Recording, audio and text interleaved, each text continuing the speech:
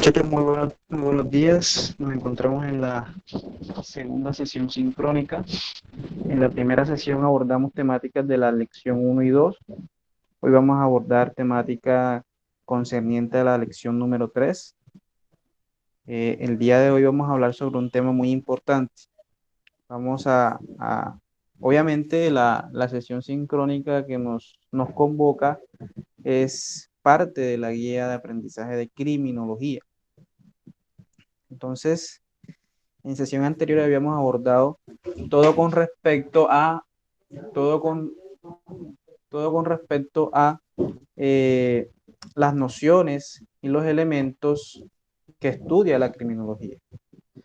Entonces, hoy vamos a abordar una temática bastante importante que realmente nos va a ayudar en poco más de qué trata esta disciplina, que es la criminología. La temática que vamos a hablar hoy es acerca de la peligrosidad. La peligrosidad es un fenómeno o una teoría, una tesis en donde los diferentes estudiosos y personas como los criminólogos se encargan de estudiar diferentes facetas de la persona que podría llegar a ser o que con probabilidad podría estar incidiendo en lo que conocemos como una conducta punible. Quisiera entonces, antes de empezar a abordar esta temática, eh, que recordemos cuáles son esos cuatro elementos constitutivos de la criminología o el objeto de estudio de la criminología. A ver, ¿quién me recuerda esos cuatro elementos de los cuales hablamos la clase pasada?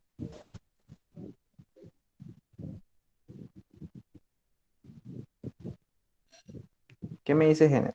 ¿Cuál fue el primer elemento?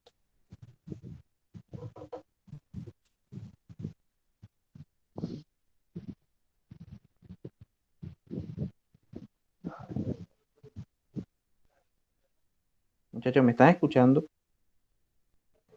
Profe, eran la criminalidad, el Profe, delincuente, el delito y la víctima. ya le iba a decir. Exacto. Exacto. Esos son los cuatro objetos de estudio de la criminología. La criminalidad, que es o son las conductas antisociales que se desarrollan en un lugar y en un momento determinado. Además de eso, habríamos hablado de que otro de los objetos de estudio era el delincuente. Y el delincuente es la persona que comete la conducta antisocial o anormal. Eh, Además de eso, habíamos hablado del delito, es decir, qué clases de conductas punibles, es decir, la conducta típica, antijurídica y culpable, tenían una tendencia o un factor de riesgo un poco más grande de ser cometidos en un lugar y espacio determinado, lugar y tiempo determinado. Y también hablábamos del sujeto pasivo de la conducta punible, es decir, la víctima. El día de hoy nos vamos a enfocar en el factor o el elemento o uno de los elementos más importantes, que es el delincuente. Recuerda que habíamos hablado de que el delincuente, el criminólogo hace el estudio del delincuente en dos formas o en dos factores. Una forma interna y otra forma externa. La forma interna tiene que ver más que todo con la psicología y la psicopatía, es decir, las fases médicas o psicológicas que presentan estos sujetos, sujetos activos o con probabilidad de ser sujetos activos que lo llevan a cometer un delito. También se encuentran los factores externos, como lo social, lo económico, lo político, que también tienen una incidencia importante en la comisión por acción u omisión de una conducta punible. Entonces hoy nos vamos a enfocar en lo que es el elemento del delincuente. En clase pasada habíamos abordado lo que era el delito, ¿cierto? Y hablamos someramente de lo que era la criminalidad. Entonces vamos a abordar como factor importante lo que es el delincuente. Entonces, ese factor de peligrosidad del que es el tema central de hoy, tiene que ver con el objeto de estudio del delincuente. Y vamos a hablar de conductas o de situaciones, no solamente internas, sino también externas, que pueden llevar con una probabilidad de riesgo o como un factor fronterizo de delito a que estas personas cometan una conducta punible, ¿cierto? Es la peligrosidad. Entonces, podemos definir la peligrosidad como aquellas conductas antisociales que tienen la característica de ser predelictivas o fronterizas de delito. Cuando hablamos de fronteriza de delito, ¿qué crees que podríamos estar o de lo que podemos estar hablando en ese caso, por ejemplo, Henry? Vamos a indagar sobre lo que ustedes piensan de lo que vamos a hablar. Profe, repítame la pregunta. Cuando hablamos de algo fronterizo, ¿para ti qué es una frontera? Una frontera es una barrera, una división entre dos partes. Una barrera, una división, pero en este caso podríamos asociarlo un poco más con lo que es límite, ¿cierto? Un límite o, por ejemplo, una probabilidad de llegar a algo. Vamos a tener esos adjetivos o sinónimos para lo que es la frontera en cuanto al delito. Entonces, vamos a hablar de algunas conductas o situaciones personales, vamos a hablar de situaciones personales que tienen una probabilidad de riesgo, una probabilidad limítrofe de llegar a lo que es el delito, ¿cierto? Entonces, vamos a empezar. Entonces, iniciemos mejor preguntando, ¿qué creen ustedes que es una conducta predelictiva? ¿Qué me dice Isabel?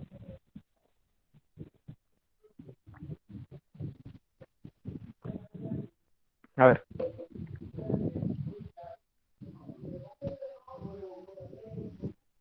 Isabela, ¿estás ahí?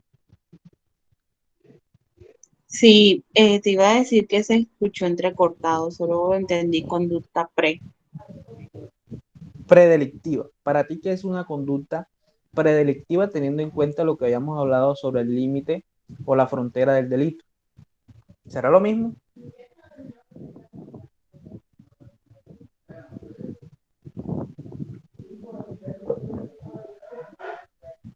Yo digo que una conducta,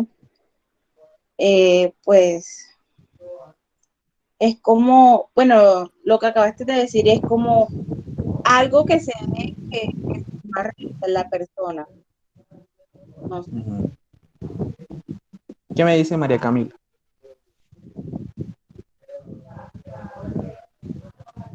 Pues yo creo que son acciones que comete, digamos, en este caso, el delincuente, que lo llevan como posiblemente a cometer un delito, o sea, porque el delito tiene que tener como una fase antes de preparación, como que no se da de la nada, sino que O sea, tiene antecedentes. tú lo asocias con el camino, con el iter criminis. Creo. Bueno. Yo digo Todos, que sí, profe, porque eso hace parte de es una característica antisocial de la persona, ¿cierto? Entonces, bueno, esa es otra cosa. delictiva, él más que todo se asocia con... 5, hablo 4 veces. Profe, Cuéntame.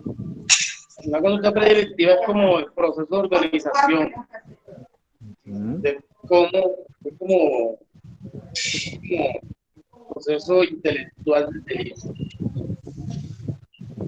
Bueno, la idealización. Bueno, todos tienen algo de razón en lo que dicen, pero me voy más con lo que dijo, la frase que dijo Isabela de situaciones, me dijiste, Isabela, situaciones que de pronto van a llevar o que podrían llevar a que en realidad se consume o exista la comisión de una conducta punible, ¿cierto? Situaciones de las personas. El iter criminis es algo totalmente distinto, porque el iter criminis es una teoría jurídico-penal en donde refieren una fase, ¿cierto? Tanto interna como externa, pero solamente en cuanto al pensamiento o a la idea cranear lo que es el delito como tal. Cuando hablamos de situaciones predelictivas, nos referimos a situaciones que por la misma situación son situaciones que podrían llevar, ¿cierto?, a la comisión de un delito. Entonces ya vamos a ver cuáles son esas situaciones. Como ejemplo, entonces, abordaremos las siguientes situaciones en donde una persona, esas situaciones son, podríamos decir, eh, tanto externas como internas. Entonces, ustedes recuerden que habíamos dicho que el criminólogo le hace un estudio tanto interno como externo, los factores sociales, económicos, políticos, en donde el delincuente, o vamos a decir ese predelincuente, la persona, pues se podría ver abocada a cometer un delito. Primer concepto, la mendicidad. Para ustedes, ¿qué es la mendicidad? Mendicidad, profe. ¿Sí? Es como la acción de mendigar algo, Pedir dinero, ¿cierto? sí, Entonces, la mendicidad es esa situación eh, o ese estado en donde la persona a raíz de falta de oportunidades, de la misma desprotección estatal, falta de inversión social, falta de educación, falta incluso de acceso a los diferentes oportunidades laborales, salud, ¿cierto? Abocan a una persona a que se encuentre en las calles en situación, digamos, de habitante de calle, esa persona que nosotros vemos en la calle mendigando por una moneda que pues algunos podríamos decir que de pronto no van a llegar a cometer un delito, pero la misma situación, la misma necesidad, la misma pobreza son un factor de riesgo, ¿cierto? O una situación en donde una persona, por ejemplo, como nosotros, como Jenner, Isabela y María y mi persona, estas personas que se encuentran en la calle, por la misma necesidad, podrían con una probabilidad más alta de llegar a cometer un delito. ¿Como qué clase de delitos? Por ejemplo, el hurto. ¿O es que ustedes cuando de pronto ven una persona de estas en la calle, eh, que repito, no son todas, pero de pronto algunas sí se ven abocadas a esto pues por la necesidad y ustedes cuando ven que viene una de esas personas y lleven el celular en la mano, ¿qué es lo primero que hacemos? A ver, guardarlo, ¿cierto? Lo primero que hacemos es guardar el celular, guardar nuestras pertenencias, porque el mensaje o el factor de riesgo nos indica que esa persona podría llegar a atracarnos, podría llegar a despojarnos de nuestras pertenencias. Entonces, la mendicidad es uno de esos factores fronterizos del delito, porque la misma condición económica, la misma necesidad, el hambre, muchachos, el hambre lleva a que estas personas salgan a las calles a pedir dinero y posiblemente con probabilidad de riesgo, pues lleguen a cometer una conducta punible, una conducta típica, antijurídica y culpable. Entonces vemos, muchachos, cómo realmente es un factor de peligrosidad la mendicidad, debido a que el mismo despojo estatal, el mismo olvido estatal y la misma política del Estado, pues han llevado a que estas personas se encuentren en las calles eh, y de pronto la única forma de protección que encuentran ellos es en las fundaciones que de pronto les ofrecen un plato de comida diaria. Pero la mejor solución para esta situación de mendicidad podría ser eh, una mejor capacidad del Estado de otorgar oportunidades a estas personas, ¿cierto? Ahora, muchas veces estas personas que se encuentran en este estado no solamente es por falta de oportunidades, sino que también la misma droga, la drogadicción lleva a pues que encontremos a estas personas en las calles. Pero no es tampoco mentira, o de pronto no es necesario tapar el sol con un dedo, de que una persona que se encuentra en la calle con hambre, con necesidades, pues es más factible o es más fácil que pues cometa una situación o recaiga en la comisión de una conducta punible. ¿Claro eso? ¿Alguna duda, muchachos? ¿Todo claro?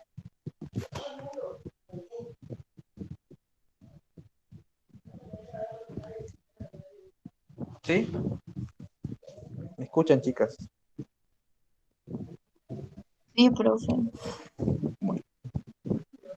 Segunda situación o factor de riesgo o peligrosidad, que es de lo que estamos hablando, en donde eh, se podría llegar o tiene un límite con lo que conocemos como el delito, o que son proclives, tienen un factor de riesgo a llegar a la comisión de estos delitos, la prostitución. ¿Qué es la prostitución? La prostitución es una situación en donde una mujer o hombre u hombre eh, venden pues su cuerpo a cambio de una dádiva o a cambio de un factor económico. Es decir, venden servicios sexuales. ¿Cómo creen ustedes que de pronto, ojo, que aclaro que la prostitución no es delito? Que una mujer u hombre venda su cuerpo no es delito, no está tipificado como una conducta punible. Ahora, ¿cómo de pronto podría llevar esa situación de prostitución a que de pronto una de estas chicas o chicos cometan una conducta punible? A ver,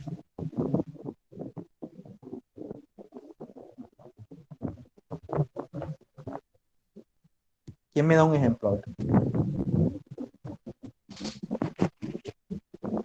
¿No sería si de pronto en esas actividades y eso están involucrados menores de edad? La trata de menores, ¿cierto? Entonces, esta mujer o u hombre eh, lo que hace es vender eh, el cuerpo, por ejemplo, de sus hijos o de su hijo, la trata de blancas. Ahora, la prostitución también, bueno, ese ambiente de estos lugares donde hay mujeres, ¿cierto? De esta clase, eh, también esas mujeres por la misma necesidad tienen una tendencia a que pues concurran la comisión de actos delictivos. Entonces, mujeres de pronto que, eh, por ejemplo, son menores de edad, menores de 14 años, y que son,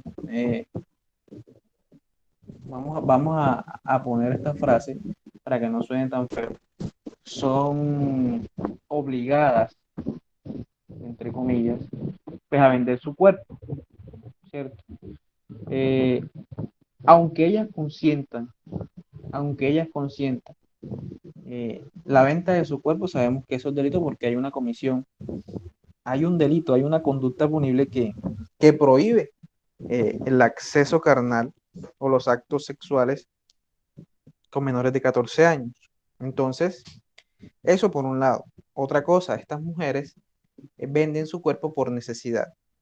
Yo creo que ninguna mujer, y pues si estoy equivocado me dicen, eh, venderá su cuerpo por gusto, ¿cierto? Aunque pues de pronto, eh, ¿cierto? Encontramos de pronto situaciones especiales en donde como ven que es rentable, de pronto pues por no querer trabajar, lo ven ya como una salida fácil, ¿cierto? El dinero fácil. Pero muchas veces estas situaciones es por necesidad y la misma necesidad de pronto que enfocados en esa labor, ¿cierto? De que el hombre o la mujer pues compra sus servicios sexuales al momento de que esta persona de pronto se queda dormida o algo, pues pueden cometer, por ejemplo, delitos de hurto o les echan algo en el trago y de pronto son personas que hacen parte de una banda que compra y vende órganos, por ejemplo. Entonces, la persona compra los servicios sexuales, le echan algo en la bebida y se levanta en un lugar sin los riñones o sin un riñón, ¿cierto?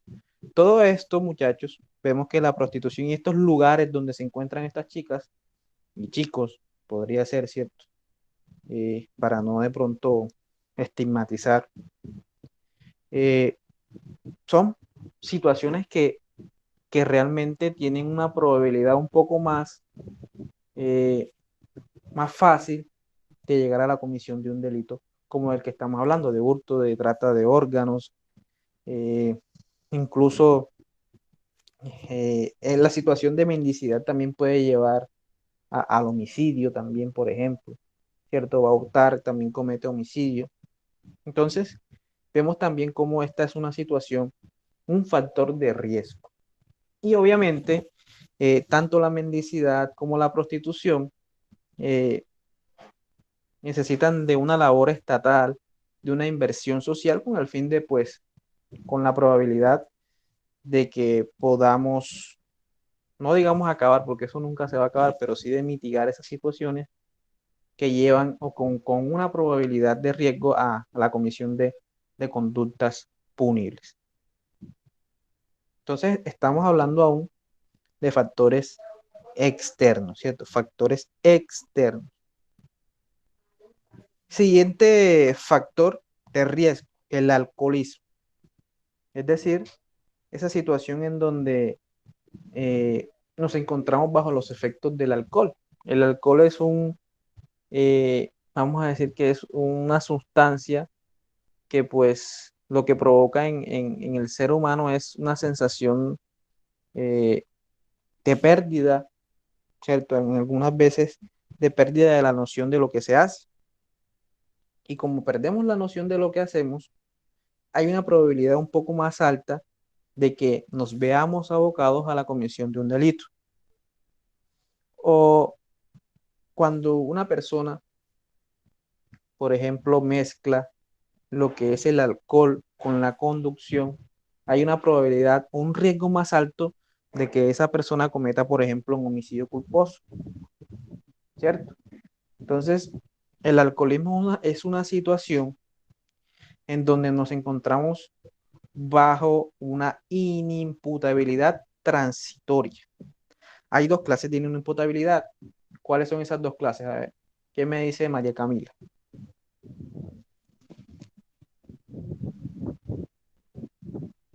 No sé, no me acuerdo. ¿Qué me dice Isabela? No sé. Bueno, las dos clases de incapacidad o inimputabilidad podría ser o son la inimputabilidad o incapacidad permanente, es decir, la persona que tiene un trastorno mental, ¿cierto? Una conducta psicopatológica de por vida, ¿cierto? que realmente ya está detectada por un médico, que ya fue diagnosticada y que a raíz de eso, pues es una persona incapaz. Ahora, el alcoholismo genera una incapacidad temporal, no es permanente. Es decir, que en ese momento en el cual tú estás bajo los efectos del alcohol, podría ser asociado con la inimputabilidad, porque tú realmente no sabes lo que haces, no te autodeterminas, no tienes control de tus actos. Y es por ello que estar en ese estado es un factor de riesgo que te hace proclive a cometer delitos. Igual sucede con lo que vemos abajo, que es la drogadicción. La drogadicción también es un factor de riesgo, puesto que te hace o te puede llevar a una inimputabilidad temporal, ¿cierto? Entonces son situaciones en donde lo que hacen es afectar el sistema nervioso del hombre, ¿cierto? Del ser humano, y pues como no tiene control, generan situaciones en donde hay un factor de riesgo de como no hay conocimiento, no hay una situación en donde tú controles tus actos, te ves proclive a cometer delitos. Cualquier clase de delitos, homicidio, la persona que de pronto está bajo los efectos de sustancias alucinógenas y mata a otro, bajo los efectos del alcohol y mata a otro. Incluso hay teorías que dicen que los sicarios, para cometer esos delitos, el delito de homicidio obviamente, pues se traban, ¿cierto? Se drogan. O nunca había escuchado esa teoría. Con el fin de pues, que sea más fácil cometer ese delito. O ustedes creen que es muy fácil matar. Ahora, hay unas personas que para ellos es muy fácil, pero tienen una conducta psicológica o psicopatológica que debe ser estudiada, ¿cierto? Pero normalmente matar a una persona no es algo fácil. Entonces estas personas lo que hacen es inducirse, ya sea alcohol o droga, con el fin de inmunizarse, de que pierdan el control o el conocimiento, la autodeterminación de lo que están haciendo. ¿Listo? Van a su objetivo, saben lo que van a hacer, pero sienten una sensación de que pueden hacerlo todo, ¿cierto? Profe, entonces la cleptomanía pues también haría parte de ese grupo, ¿sí? La cleptomanía. La cleptomanía hace referencia a... Pues la conducta a robar, le gusta robar, siente placer, a Ujú. hurtar, ¿sí? Lo que pasa es que la cleptomanía es una condición eh, que ya tiene que venir eh, diagnosticada, ¿cierto? Ya eso viene diagnosticado, entonces es una conducta, podríamos decir, psicológica o patológica que ya ha sido detectada y que pues podría servir como un atenuante, ¿cierto? No quiere decir que no va a ser eh, juzgado, investigado y acusado, pero es una circunstancia en donde ya pues el legislador ha dicho que hay que tener mucho cuidado con esas personas, ¿cierto? Entonces ya uno está prevenido y uno sabe que tiene que tener una prevención en cuanto a ello. Entonces, sí, claro, es una conducta que no es una inimputabilidad temporal, pero eso ya viene en la historia clínica y sabemos que, que realmente sí puede afectar, o es un factor también de riesgo, obviamente. Bueno, otro factor de riesgo, muchachos, es la oposición política. ¿Por qué? A ver, ¿quién me dice por qué creen ustedes que esa de oposición política se encuentra ahí? A ver.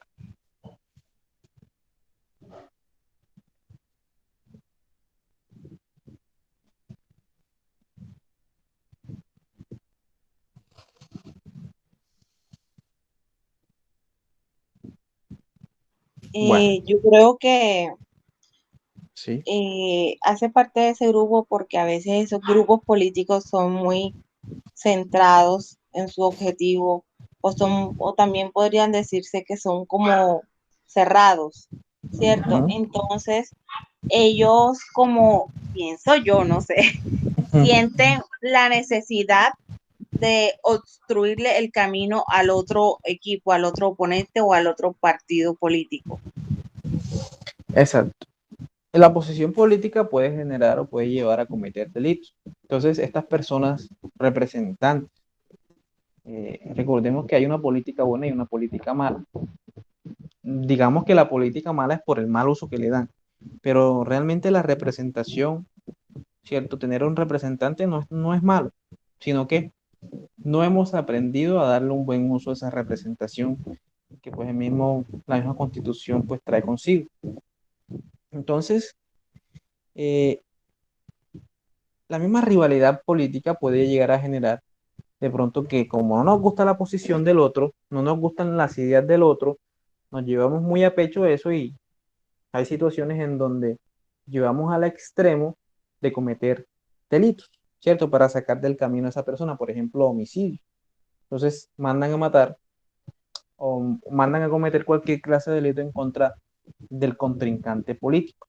Ahora, la política también genera lo que conocemos como el crimen de cuello blanco o el delincuente de cuello blanco, ¿cierto? Entonces, como son representantes, como tienen poder, como pueden hacer contratos, lo que hacen es que aprovechan ese poder y pues se apropian de los recursos del Estado, se apropian de todos esos recursos que están dirigidos al gasto social y es allí donde nacen los delitos en contra de la administración pública o de los recursos públicos, peculado, prevaricato, cohecho, ¿cierto? Todo eso.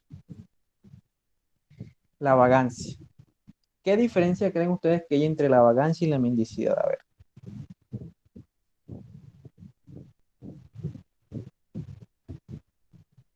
¿Quién me dice? A ver. Yo creo que la vagancia es más voluntaria y no depende, o sea, depende más de la persona que la mendicidad que ya, como dijo, eran influenciada por cosas sociales, aspectos sociales. Sí.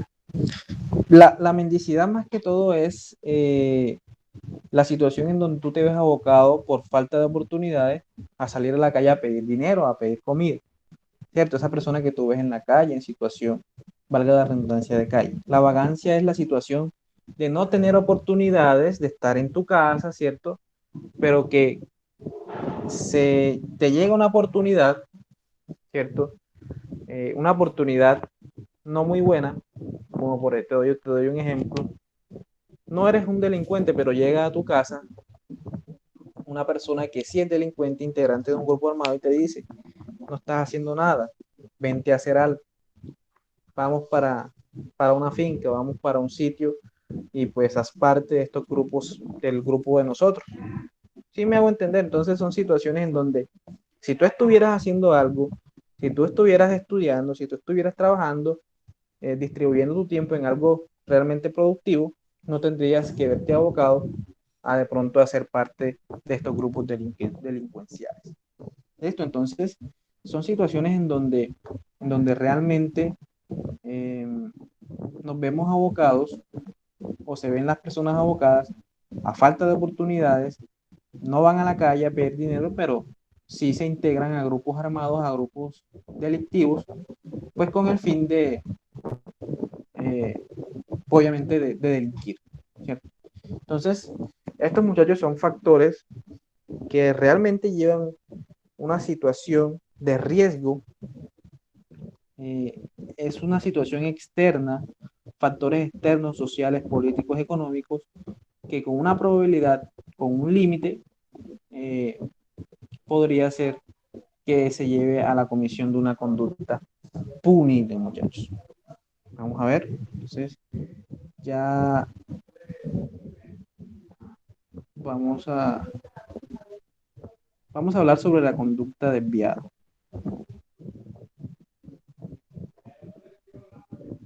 Esperemos un momento, muchachos. Hay una cosa acá.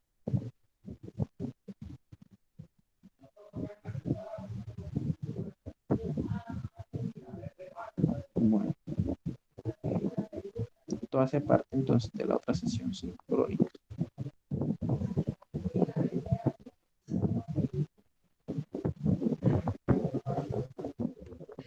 Bueno, chicas, la conducta desviada es aquella que se aparta de las reglas jurídicas, se aparta del reglamento. Son creadas por esas reglas que son creadas por la autoridad estatal. Ustedes saben que la norma jurídica del derecho se crea con el fin de tener un orden social. El fin último del derecho es el orden social. Cuando hablamos de conducta desviada, hablamos de conductas que no son normales, conductas que son reprochables por la misma sociedad. ¿Y por qué son reprochables? Porque se apartan, están lejos de seguir eh, las reglas sociales, ¿cierto? Ese comportamiento que, que podríamos llamar correcto. Entonces la conducta desviada podríamos decir que es la conducta incorrecta. Y esa conducta incorrecta podría ser por exceso o por defecto, ¿cierto? Por exceso, por ejemplo, hacer fiestas excesivas.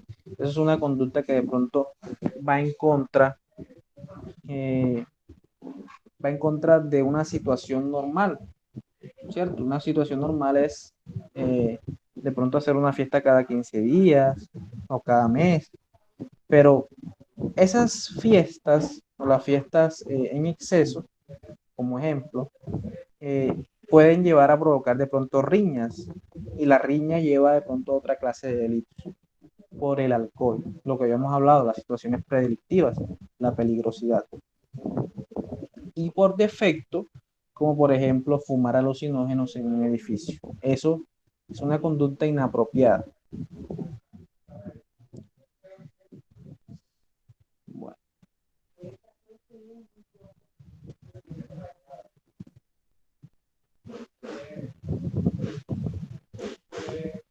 Esta desviación por el estatus social hace referencia a aquellas personas con una posición en la sociedad privilegiada, ¿cierto? Que a raíz de esa situación privilegiada siguen las reglas de comportamiento social, ¿cierto? Obviamente, como es una sociedad privilegiada, siguen unas reglas de comportamiento. Es lo que se conoce como la etiqueta.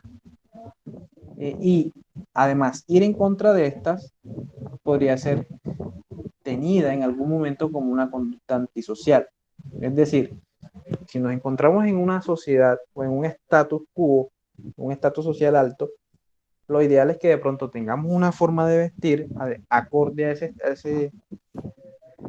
a esa forma de vida y una forma de comer acorde a esa vida. Si lo hacemos de otra manera, esa conducta se vería anormal ante los ojos de esas personas, ¿cierto? Entonces, ante una mayor imposición social o posición social, pues la ciencia va a ser un poco, y eso se conoce como desviación por el estatus social.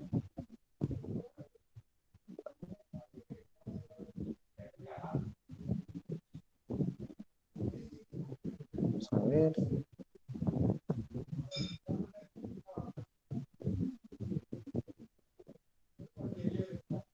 Bueno, hay otra figura, muchachos, que es el control social. El control social son el conjunto de mecanismos coactivos, normas de persuasión o coercitivas, normas jurídico-penales, mediante las cuales la sociedad ejerce dominio sobre los individuos que la componen. Entonces es la forma, muchachos, de ejercer un control sobre las personas que hacemos parte de la sociedad. ¿Cómo realmente podemos poner un límite a las acciones o las conductas antisociales de una persona? Con reglas, con normas, con reglamento, ¿cierto? Y eso se llama control social.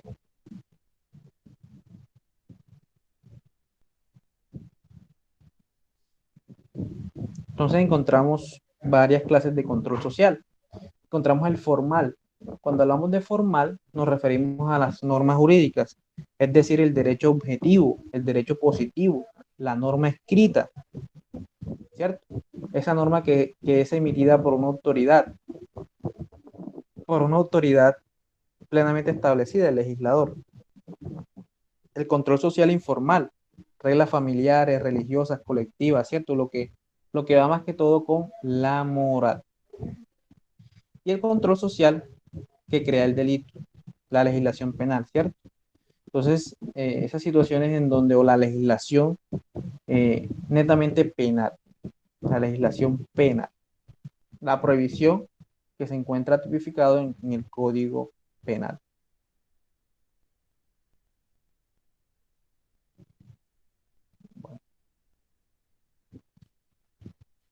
Bueno, esto ya lo hemos abordado todo sobre la criminalidad, ¿cierto? Bueno, bueno, muchachas,